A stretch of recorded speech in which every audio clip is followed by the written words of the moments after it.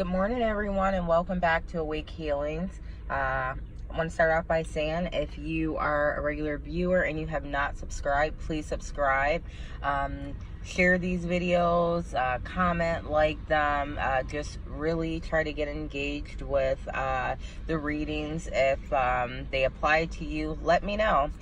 I come to you today with the message of the day. As always, like I let you guys know, when I meditate and shuffle the deck, I do ask Spirit to provide us with the most accurate answers and the most clarity as to the question of the energy, overall energy of the day for us. Happy Friday, everybody. I am so happy. This is the end of the corporate work week for me, and I am exhausted.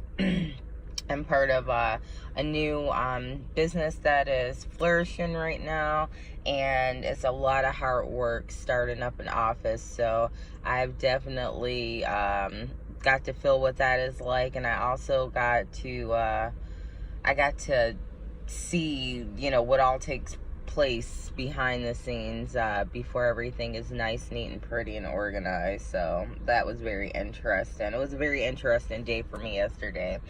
I do want to let you guys know that yesterday we talked a lot about balance in our life. There has to be some good and bad. There has to be some disorder with order. We don't want to be too lax, but we don't want to be too uptight either.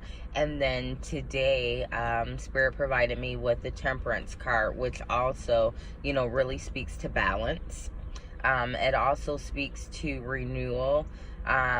It speaks to vitality. So if you've been in a very mundane state, or you feel as if your actions have been kind of redundant, you do the same things over and over again and you're not getting anywhere, Temperance is coming to tell us that there is going to be and look at that, a red cardinal, which I don't know if you guys believe anything in symbolism, but the red cardinal is a symbology of strength and courage. So that is a fantastic symbology to show up in today's reading. I wish I could get a picture of it or even catch it on camera, but I overlaid the card that I pulled for the day with my reading, so I'm not recording that. But needless to say, sorry about that, I got sidetracked. Temperance is coming to tell us that we are healing from past events, past emotions, past situations that we may not have been able to get over. Temperance is coming to tell us that, just remain focused, apply that balance to our lives. Things are on the up and ups for us, and we really have to take advantage of the opportunities that are set before us. I want you guys to really understand that right now in life, it is a shift. There's a spiritual shift that's occurring. So anybody out there who has been in a state of awakening, or you feel like you need to enter into a state of awakening, right now is that time. The universe has opened up its doors for us, and it is allowing us all in, and we really need to take heed to that, take advantage of that, and really allow the universe shift to push us into the right directions. Sometimes we can be stubborn, we can, only depend on our own way, but right now is the time to allow the shift in your spiritual world to occur from the outside push of the shift of the universe right now. Okay. There's a couple other things that I want to talk to you guys about. I did get some little symbologies yesterday, and I got some messages from Spirit yesterday. Don't know who this applies to, but there was a couple different things. One of the things was this. If you are dealing with an individual or even a situation, I think that a lot of messages do apply to situations in concurrence with people. But if you have been dealing with something or someone who has constantly showed you who they are, this situation has constantly presented to you that it is not for you, let it go. Let it go. Right now is not the time to be harboring on what we want. We need to open up and allow in what we need. And I know that that is most likely easier said than done. But right now is the time to do that. I have a short story. I will never forget. I was friends with this guy, and it was kind of a awkward situation. It was like a love thing, but it was a friend thing, and it was a really like a no title thing. We just hung out, we loved each other, we had a lot of fun together, but he never wanted to put a title on it. And I guess at that time in my life, I felt like, that's what I was worth. I would settle for a situation like that. And I did. And this situation went on for years and years.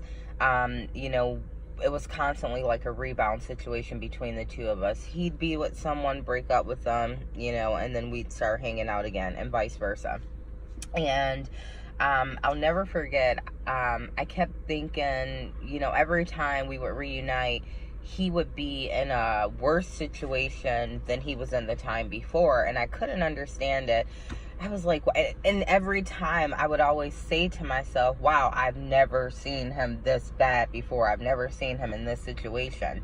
But the funny thing is, I didn't realize that he was consistently getting worse and worse. In my mind, I was just thinking as if I had never seen him doing bad before, but I had seen him doing bad before, only it was just worse this time around, if that makes any sense. So, this is the funny part about the story.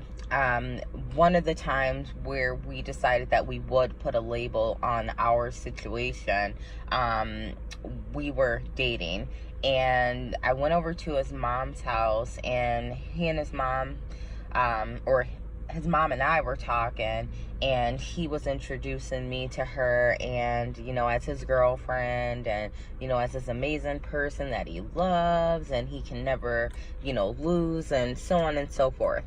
And when he left the room, I was having a conversation with his mom, and I had told her, I do really love him, and I see such potential in him, and I think he's a great person. But, I just felt like he was in a really bad, time in his life, a really bad area in his life. And I had never seen him, doing bad like this. And I'll never forget it. She gave me like a really strange look. And she chuckled. She went like that. And it kind of ended the conversation because I didn't know what to say after that. I was kind of left speechless. And she, on the other hand, I think was looking for me to say something, anything, but I just didn't know what to say. So after that little spurt of us, being around each other and trying to officialize, our situation with others, our friends and family and things like that, I couldn't let go of that moment in time with his mom. I couldn't let go of the chuckle and the look that she gave me. And that's when it hit me. His mom knows him. You know what I mean? And his mom knew that it wasn't that he had never been in a bad situation like that. It was that he was consistently getting worse. And the look that she gave me, I feel like, was telling me, you have seen him bad off. You know what I mean? And not only have you seen him bad off, but you're ignoring the fact that you have seen him bad off, and you're continuing to deal with him, right? And, I eventually realized that I was one of those people in his life that when all else failed, he ran back to me. When he felt his lowest, he ran back to me. And while I guess I didn't mind being his strength and his foundation and picking him back up, I realized how much energy I was wasting trying to repair an individual who did not find himself valuable enough to try to repair himself, right? Because if I pick you up and I build you up and you run off from me and then you fell again, that means that individually you cannot repair yourself for yourself, and that's not good. And that's the overall message that I'm trying to give you guys in each and every reading. As individuals, we need to be able to repair ourselves. We were born into this world alone, and while we meet many people, friends and family, significant others, we are really still in this world alone. We are ourselves alone. We have to heal ourselves alone. We can take assistance and support from others, but at the end of the day, you have to want to heal yourself. You have to want to be a better person yourself. You have to want to do better yourself. When it comes to other individuals, in lieu of who we are, we have to know when to let go. If a person is consistently showing you who they really are, it does not matter what you do. However many attempts you make to help this person heal, they are going to be themselves. Until they are ready to heal, until they are ready to fix themselves, all you're doing is wasting energy that you can use to heal yourself, right? So I really wanted to get that message out there. It was something that was just like really heavy on me yesterday.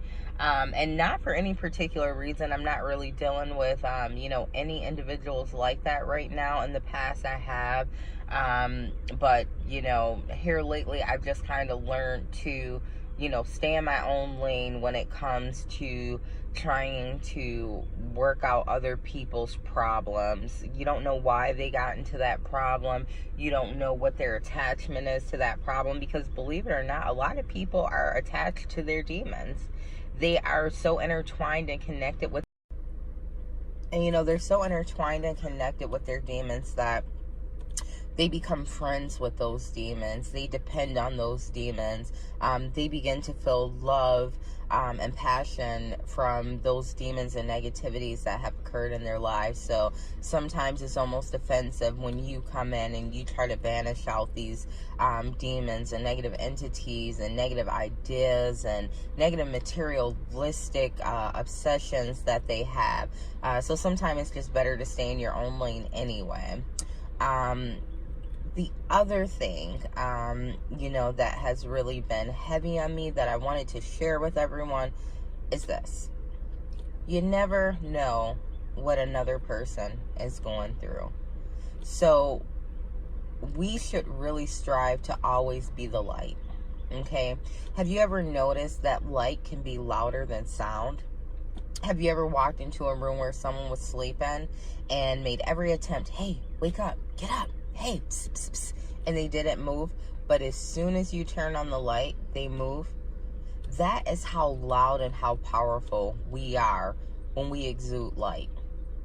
We can rattle any cage, we can shake up any demons, but you have to be the light. You have to remain positive. You have to remain peaceful. You have to keep that balance in your life. You have to know who you are in order to not let anyone else disturb your being. Always be the light. Always be the light is, what I'm really trying to get across. Always be positive. Always be peaceful. Always be joyous. Always be willing to share those energies with others. Again, you never know what someone is going through. We all have a lot of, hidden secrets and things that we just, don't really wish to tell anyone. And those things could be eating us up or killing us on the inside. And sometimes, just a good compliment or a positive vibe or positive energy exuding from another person is all it takes to really give us the motivation to keep going. Again, you guys, subscribe if you haven't subscribed. If you like the content, please go ahead and subscribe, like, comment, share. Definitely hope that you guys are getting all that I am trying to give you through these messages. Have a fantastic Friday, and I will be revisiting you this weekend with the love horoscopes for all of the zodiacs. So that's going to be very interesting, and I'm very excited to do that. And I can't wait to get that done for you guys. So have a great day, and I'll talk to you soon.